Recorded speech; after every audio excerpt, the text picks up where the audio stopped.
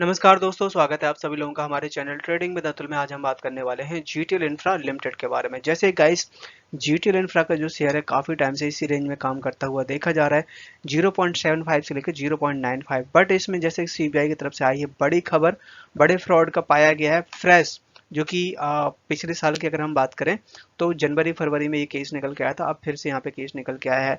तो बहुत सारे लोगों के कमेंट्स आ रहे थे कि क्या यहाँ से और भी ज़्यादा गिरावट आ सकती है या फिर यहाँ से खरीदारी के मौके देखने चाहिए। तो चलिए गाइस, शुरू करते हैं हम अपना वीडियो। साथ ही अगर आप लोग को हमारी वीडियो के माध्यम से थोड़ी सी भी हेल्प हो रही है तो आप हमारे चैनल को सब्सक्राइब जरूर करें। ऑल ओवर मार्केट में नजर डाली जाए तो यहाँ पे आप देख सकते हैं कि निफ्टी 50 में 120 पॉइंट तक की डाउन साइड, सेंसेक्स में 365 और सबसे ज़्यादा डाउन साइड देखने को मिली है बैंक निफ्टी में 264 पॉइंट्स की, आईटी में 200 पॉइंट्स की और स्मॉल कैप का इंडेक्स है जिसमें करीबन 90 पॉइंट्स की डाउन साइड दिखाई दे रही है। शेयर में फ्राइडे के दिन काफी ज्यादा वॉल्यूम के साथ कामकाज होता हुआ देखा गया। आप देख सकते हैं 6 करोड़ का वॉल्यूम था कल के दिन, 5 करोड़ का, और 1 वीक का एवरेज निकाला जाए तो 4 करोड़ का वॉल्यूम दिखाई दिया है। रिटर्न्स की बात की जाए तो जैसे किसने हमें 1 वीक में जीरो, 1 मंथ में जीरो और 1 ईयर में माइनस के 42% तक के रिटर्न दिए हुए हैं। तो जैसे कि यहाँ पे सीबीआई की तरफ से आ गई है बड़ी खबर, और यहाँ पे 4,063 करोड़ का यहाँ पे बैंक फ्रॉड पाया गया है। और ये सारा का सारा जाता है प्रोमोटर्स के ऊपर, है ये सारी सारी एफआईआर जो उन्होंने फेरबदल किया हुआ है। और इसके पहले भी पिछले साल इन्होंने जनवरी के समय 4,500 करोड़ का था, तो टोटल यहाँ पे अब हो जाता है 9,000 करोड़ के आसपास का जो फ्रॉड। बट गाइस, आपको एक चीज बता दें कि शेयर का प्राइस इतना कम है कि अगर यहाँ से गिरावट आती है तो ज़्यादा नहीं गिरने वाला, क्योंकि इनका कारोबार ऐसा है। अगर गिरना होता तो अभी तक ये काफ़ी हद तक शेयर टूट चुका होता, क्योंकि ऑलरेडी शेयर बहुत ज़्यादा टूटा हुआ है।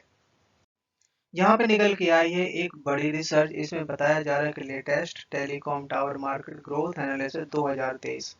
तो जिस तरीके से यहाँ पे पहले 2G आया, फिर 3G, 4G, 5G, उसकी वजह से बहुत सारे टावर्स हैं, बहुत सारे नेटवर्क की रिक्वायरमेंट पड़ रही है। तो यहाँ पे काफ़ी ज़्यादा वैल्यूएबल कंपनियां हो सकती हैं आने वाले टाइम में, क्योंकि इन लोगों ने काफ़ी ज़्यादा सपोर्ट कर रहे हैं इन सारे प्रोसेस को कंप्लीट करने में, जिसमें बहुत सारी कंपनियां शामिल हैं। आप देख सकते हैं Indus tower limited, India telecom infra limited, Hisar telecom, और जिसमें जीटीएल इंफ्रा आपका 4th नंबर पे आता है। उसके बाद हैं आपकी बहुत सारी कंपनियां, आप देख सकते हैं। सो यहाँ पे telecom global tower market size was valuable USD million in 2022 and will reach USD million in 2028, जो कि काफ़ी अच्छी ग्रोथ देखने को मिल सकती है 2028 तक, क्योंकि इनके बगैर काम कंप्लीट नहीं हो सकता। यहाँ पे नॉर्मल टावर की रिक्वायरमेंट नहीं होती है, काफ़ी स्ट्रॉन्ग स्ट्रक्चर की ज़रूरत पड़ती है, जो कि यहाँ पे जो भी विंड होती है उससे इससे बचाव कर सके। इस बार की जो अर्निंग आई थी, अर्निंग बहुत अच्छी रही है। कंपनी की जो सेल है वो जरूर डाउन हुई है साल दर साल 2% के आसपास। बात की जाए यहाँ पे अगर बीएस इंडिया कारोबार करें तो आज के दिन पे 55% की डिलीवरी उठाई गई है। आज के दिन शेयर ने हाई बनाया 0.80 का, लो बनाया 0.7 का, क्लोजिंग दी 0.75 पे। चार्ट में नजर डाली जाए तो यहाँ पे आप देख सकते हैं 0.75 पे शेयर काम कर रहा है।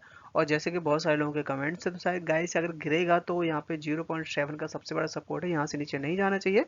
और आप देख सकते हैं कि लास्ट टाइम जब यहाँ पे खबर निकल के आई थी, यही शेयर आपका 0.65 तक चला गया था। तो सबसे बड़ा सपोर्ट यहाँ पे 0.7 का है, इससे नीचे नहीं जाएगा, और ऊपर तरफ के लेवल बहुत जल्द 0.9 तक जाता हुआ देखा जा सकता है। क्या है कि अभी तक इतना अपने इंडिया में इंफ्रास्ट्रक्चर के ऊपर ज़्यादा ध्यान नहीं दिया जा रहा था, बट कुछ टाइम से बहुत ज़्यादा फोकस किया जा रहा है, चाहे वो रेलवे ब्रिजेस हो, चाहे वो रेल के डिब्बे हो, चाहे फ्लाईओवर हो, चाहे रोड हो, और चाहे आपका टावर से रिलेटेड हो, जो कि रूरल एरिया में काफ़ी ज़्यादा नेटवर्क के लिए टावर वगैरह लगाए जा रहे हैं, जिसमें 10,000 करोड़ का यहाँ पे बजट इंक्रीज हो सकता है 2023 और 2024 में, जो कि 35% एक्स्ट्रा होगा प्रीवियस ईयर से। सो यहाँ पे जो ग्रोथ है ना, ग्रोथ काफ़ी अच्छी दिखने वाली है। कोई भी इंफ्रास्ट्रक्चर से रिलेटेड कंपनी हो बट उसका बिजनेस अच्छा हो, लोन ज़्यादा ना हो, गाइस आने वाले टाइम बहुत अच्छा रह सकता है। आप देख सकते हैं कि 2020 में 13% था, वहां से बढ़ते 35% तक पहुंच चुका है जो ग्रोथ है। Q1 के अर्निंग के बाद इसकी टॉप मैनेजमेंट ने लोन के बारे में सारा खुलासा कर दिया है कि कंपनी के पास कितना लोन है और कब इसको चुका दिया जाएगा। सो यहाँ पे कंपनी ने सारा ब्यौरा दिया, आप देख सकते हैं। लोन और resolution faculty like cash credit from bank, तो यहाँ पे कंपनी के पास टोटल अमाउंट जो आउटस्टैंडिंग है करीबन 5,897 मतलब 6,000 करोड़ के आसपास। और यहाँ पे unlisted debit security total amount outstanding और total amount outstanding amount default as date, तो यहाँ पे 6,500 करोड़ के आसपास कंपनी के पास टोटल उधारी अभी ड्यूज है। अब क्या है गाइस कि जो पेनी स्टॉक होते हैं बहुत अच्छे रिटर्न भी देते हैं और काफी बार आपको थका के भी रख देते हैं। तो यहाँ पे LIC है जो कि 5 ऐसे पेनी स्टॉक हैं जो कि होल्ड करती है। इसके अलावा जैसे डोली खन्ना हो गया, आशीष कोचलिया हो गया, ये गाइस बड़े बड़े ऐसे लोग हैं जो कि यहाँ पे इन्वेस्टमेंट कर रहे हैं। तो यहाँ पे LIC के ऊपर आज खबर आ गई है जो कि GTL इंफ्रा के भी गाइस स्टेक रखती है। और यहाँ पे GTL इंफ्रा के बारे में ये बताया जा रहा है कि इसकी जो रेवेन्यू फ्रॉम लॉन्ग टर्म 5, 10, 15 साल के बारे में बोला जा रहा है कि कम से कम 5 से 10, 15 साल के लिए होल्ड करेंगे, तब यहाँ पे बहुत बड़ा मूव भी देखने को मिल सकता है।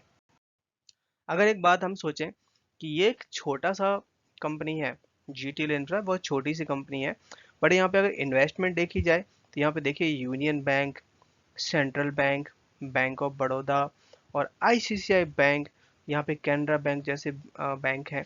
ये देखिए आप 12% की होल्डिंग है यूनियन बैंक की, सेंट्रल बैंक की है करीबन 7.5%, ICICI बैंक की है 4%।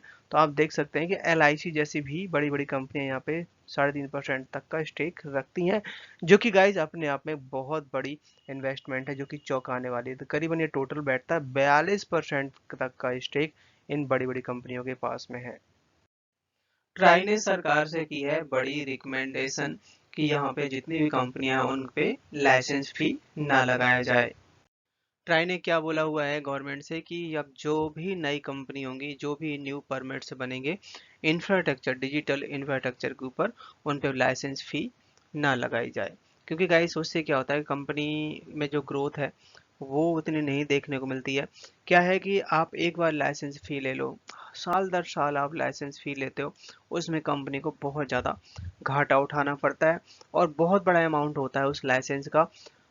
एक या दो बार आप ले सकते हो, एक या टाइम पीरियड भी बना सकते हैं कि हम 5 से 10 साल के बीच में लाइसेंस फी देनी, बट हर साल ले जाए जिससे कंपनी को बहुत ज़्यादा दिक्कत हो रही है। तो यहाँ पर ट्राई ने दे दी है बड़ी खुशखबरी, खासकर सारे के सारे टेलीकॉम सेक्टर्स के लिए। साथ ही यहाँ पे गवर्नमेंट की तरफ से आ गई है एक रिसेंटली बहुत बड़ा अपडेट, जो कि इन्होंने इंफ्रास्ट्रक्चर का जो आउटपुट एक्सपेंड है उस पे किया है बड़ा खुलासा, जो कि निकल के आया है 8.2%। सो ये जो नंबर डिक्लेयर किए गए हैं, मंडे के दिन नंबर आए थे, और ये आप देख सकते हैं कि ईयर ऑफ ईयर 8.2% की ग्रोथ देखने को मिल रही है, और जो कि यहाँ पे काफ़ी अच्छे नंबर माने जा रहे हैं। बट इनका कहना ये है कि जो ऑयल सेक्टर है जिसमें 0.6% तक की डाउन साइड दिखाई दी है जून के मंथ में, और जिस तरीके से ग्रोथ देखने को मिल रही है इस बिहाफ पे गाइस, जितने भी इंफ्रास्ट्रक्चर से रिलेटेड कंपनियां हैं उनका बहुत ज़्यादा ग्रोथ देखने को मिल सकती है आने वाले टाइम में। सो गाइज क्या है कि यहाँ पे टेलीकॉम बिल के ऊपर एक कुछ समय पहले हमने आपको अपडेट दिया था कि मानसून सेशन इस बार स्टार्ट हो रहा है और PLI स्कीम के ऊपर कुछ निकल के आएगा जो कि 18 अगस्त तक। सो इसके अलावा यहाँ पे ये सेशन तो स्टार्ट हो गया, इसी सेशन में गवर्नमेंट की तरफ से एक बड़ा अपडेट आया है कि अभी तक कंपनियां किस तरीके से यहाँ पे बेनिफिट उठाती हुई देखी जा रही हैं। सो अभी तक अगर हम बात करें टिल मई 2023 तक करीबन 7,000 करोड़ के आसपास यहाँ पे PLI स्कीम के तहत कंपनियों को फायदा दिखाई दिया है। यहाँ पे पार्लियामेंट में ये इन्फॉर्मेशन दी गई है गवर्नमेंट की तरफ से, करीबन 6,911 करोड़ के यहाँ पे अगर हम बात करें मैन्युफैक्चरिंग जो कंपोनेंट्स हैं उनको एक्सपोर्ट किया गया है। और ये यहाँ पे प्रोडक्शन लिंक जो इंसेंटिव स्कीम है जो कि 24 फरवरी 2021 को लॉन्च हुई थी, जिससे यहाँ पे 4G और 5G के प्रोडक्ट और साथ ही इसमें मैन्युफैक्चरिंग को तेजी से बढ़ावा दिया जा सके। अभी यहाँ पे जो कंपनी की अर्निंग आई हुई थी इसमें कंपनी को करीबन 377 करोड़ की यहाँ पे नेट सेल हुई है। ईयर ऑफ ईयर देखें तो 4% तक का उछाल देखने को मिला है, बट यहाँ पे इसके लॉसेस ज़्यादा बढ़ गए हैं क्योंकि कंपनी को कुछ एक्स्ट्रा पेमेंट करनी पड़ गई जिससे लॉस बहुत बढ़ा है। यहाँ पे 100% बाइंग की रिकमेंडेशन आ रही है, 0% सेल की है और 0% होल्ड की है। तो बात की जाए यहाँ पे अगर हम FII की होल्डिंग की तो एक साल पहले यहाँ पे 2% के आसपास स्टेक था जो कि अब ना के बराबर ऑलमोस्ट सारा बेच के निकल चुके हैं। अगर हम बात करें यहाँ पे डीआईएस की, तो डीआईएस की एक साल पहले यहाँ पे करीबन 52% का स्टेक था, जो कि अब यहाँ पे 46% का स्टेक रह गया है। अब बारी आती है कि प्रोमोटर्स के पास में कैसी होल्डिंग है। दोस्तों यहाँ पे जो प्रोमोटर्स हैं उनके पास केवल 3% की होल्डिंग है बस। और एफआईआई के पास में करीबन 1.9% स्टेक है। डीआईएस के पास में काफ़ी अच्छा स्टेक है, करीबन 51% का स्टेक है। और जो पब्लिक है, पब्लिक के पास में 43% का स्टेक है। जो हमारे रिटेल इन्वेस्टर हैं दोस्तों, उनके पास काफ़ी अच्छी खरीदारी है। और बट दोस्तों लॉन्ग टर्म के हिसाब से आप इसको रखेंगे तो काफ़ी अच्छा रिटर्न मिलने वाला है, क्योंकि इनका जो काम है, काम बहुत ही अच्छा है। और जिस तरीके से आने वाले टाइम में जो बजट आया था अभी रिसेंटली, बजट में भी दोस्तों बहुत सारी चीज़ें निकल के आई थी, जिसका इम्पैक्ट यहाँ पे पड़ने वाला है। पर इसकी जो अर्निंग है उसने कर दिया बहुत बड़ा खुलासा। आप देख सकते हैं कि यही जो यहाँ पे आप सेल है, सेल ऑलमोस्ट सेम है पिछले साल के क्वार्टर से, और इस बार का जो मार्च का क्वार्टर था उससे भी डाउन है सेल। बट यहाँ पे इनके जो खर्चे हैं वो बहुत कम हो गए, वो आए हैं केवल 300 करोड़ के आसपास, जो कि मार्च पिछले क्वार्टर के महीने में 1000 करोड़ के आसपास बैठे थे, जिसकी वजह से कंपनी को यहाँ पे 100 करोड़ का लॉस हुआ है, जो कि पिछले क्वार्टर में 750 करोड़ का लॉस। बहुत बड़ी बात होती है इतना रिकवरी करना।